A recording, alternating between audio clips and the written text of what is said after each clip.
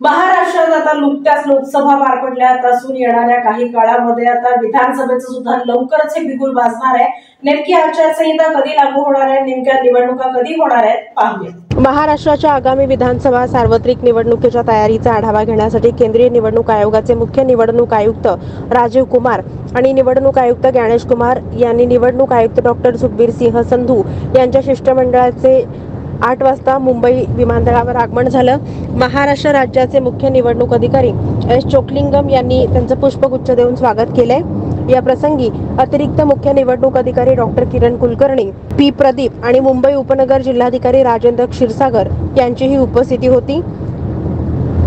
27 आणि 28 या 2 दिवसीय भेटीदरम्यान केंद्रीय निवडणूक आयोगाचे अधिकारी हे राजकीय पक्षांचे प्रतिनिधी, मुख्य निवडणूक अधिकारी, मुख्य सचिव यांच्यासोबत विविध राज्यातील अंमलबजावणी अधिकारी यांच्यासोबत आढावा बैठक घेणार आहेत। या अनुषंगाने पत्रकार परिषद घेऊन निवडणुकीची घोषणा करण्याची शक्यता आहे। त्यामुळे महाराष्ट्राच्या राजकारणातल्या हालचालींना आता वेग आलाय।